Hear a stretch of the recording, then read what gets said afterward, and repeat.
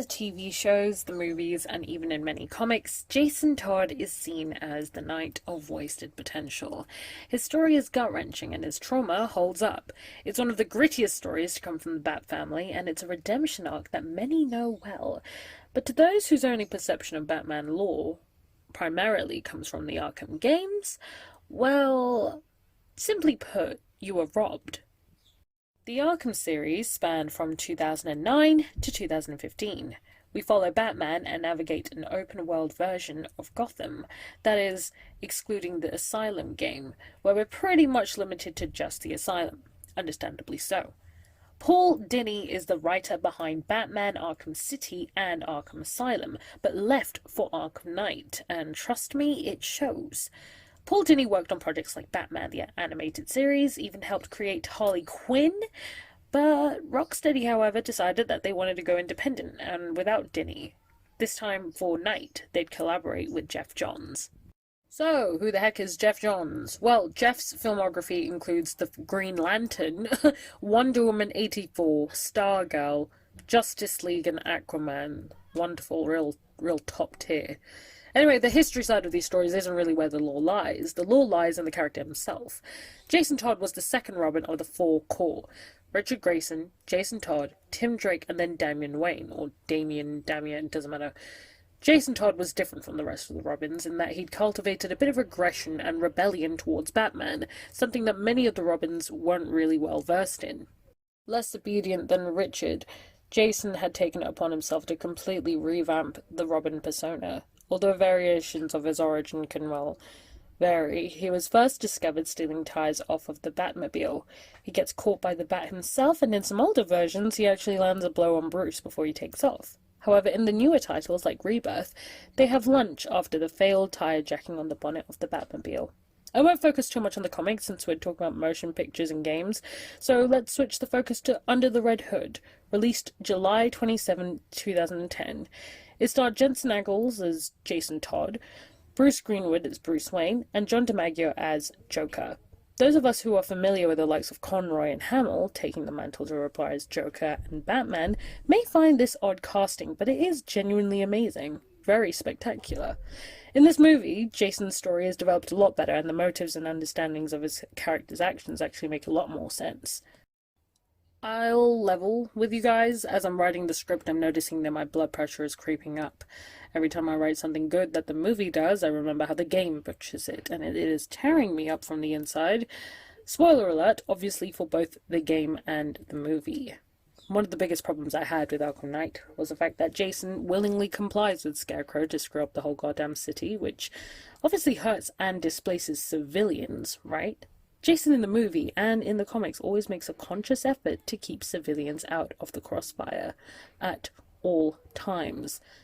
He literally just wants to be the new Batman. He wants to be the Batman that does what it takes to get rid of a threat permanently.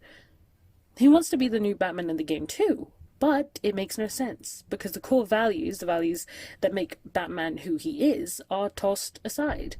The absolute audacity of this game is unfathomable. This was meant to be a well-written and rehearsed script, but I'm genuinely a little too angry. Batman's core values are that civilians are meant to be protected, and the fact that he will try his hardest to be the Dark Knight that Gotham severely needs. That is why he exists. He exists so that justice can prevail in the darkest crevices, where the law is restricted, Batman prevails as the anonymous savior.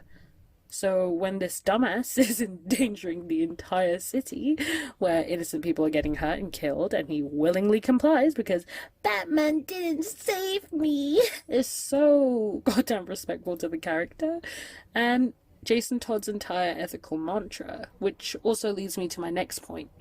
So I noticed that I said respectful, but I swear I meant disrespectful. Anyways, why is he so mad at Batman? In the comics, Batman didn't kill the Joker. In the Red Hood, Batman didn't kill the Joker. In the game, because Batman didn't save Jason, and then maybe because he left Joker alive, but the timeline's a little bit too goddamn blurry, so even they don't know when Jason woke up. Raish also has so little to say about it, it's almost hilarious, even though he has a DLC in the game. Jason in the Arkham Knight is a pathetic, weapon-reliant man-child who can't conceive that his actions are endangering innocents, including the people he once loved, like Alfred and maybe even Barbara Gordon if Rocksteady doesn't screw up their crippling timeline. Get what I did there? Anyways, if I didn't know he was Jason, I would have thought he was just some annoying dumbass who keeps trying to screw up Batman. His missions are so goddamn tedious, and in the end, you don't care about Jason and or who he is. He's literally not even a threat. Somehow, even by making him endanger so many, he is harmless. He doesn't do anything other than battle Batman with a militia. Jason Todd, in the comics and in the movie, was resourceful. He didn't need a massive, expansive army. He had his 2 twin revolvers, and that was basically it. He managed to become a crime lord within a year and toppled Two-Face's empire in the movie. Arkham Knight is wasted potential itself, just like how Jason Todd has labelled himself in Better Properties. Wasted potential hurts more than just a bad game. The talent that went into this, the effort.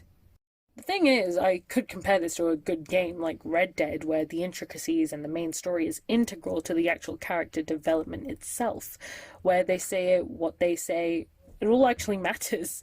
When there's a purpose and a gain in every mission, a story makes sense. Whereas if you keep fucking up the mission that's integral to the purpose of finishing the story and it doesn't just stalemate you, that's debatable to some people, of course, but I feel like if you keep playing a mission and it is genuinely too fucking hard, you should have the ability to just skip.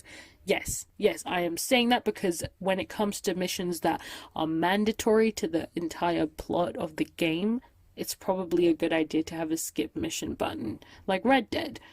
And also, yes, this is a little bit of an off-script rant, but I want to just say that I am currently in the tank battle in the churchyard with Poison Ivy in Nightmare mode, and I haven't touched the game for like 3 months because of the fact that in Nightmare mode, the tank battle in that churchyard is actually driving me insane. I have not the capacity nor the ability to complete that. So if you can complete it, wow, well done, tell me your tricks. But at the same time, I literally do not care. That was my 5th run in the game. I've also got all of the Riddler trophies and nothing changed. Nothing changes if you get the Riddler trophies. I swear, this is also something I'm really, really pissed about. I got all of the Riddler trophies and nothing changed. There's like a tiny cutscene that is inconsequential to the entire outcome of the game. Batman still dies. It's like... I'm in shock. I'm like legitimately in shock. I'm like, how does this happen? Why, how does this happen? How do you craft a game like that? Make the fact that you have to do everything, which, can I say, takes up so much goddamn time. I think I spaced out my time well enough, and I got all the Riddler trophies in about a month. And it was pain, but I did it. And I was like, oh, when I do this, I'm hopefully going to get a substantial kind of reward for this. I got a really bad boss fight, and then I had to watch the cutscene, and I was like, oh, something's going to change, right? Because I didn't just make myself go mad doing all of this shit just to have nothing at the end. But no. It was awful. The cutscene, like I said, doesn't affect the outcome of the game. It's not like Red Dead, whether if, at least there's some kind of substantial change where if you weren't very honorable, the dialogue changes and or the gravestone changes or whatever it is.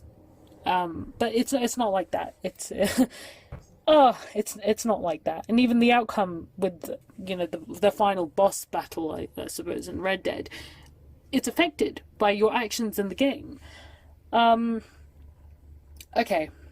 I thought this was going to be a very long rant, and in some ways it has been, but it's not long enough for me to substantiate an entire video to just one thing without going off the rails.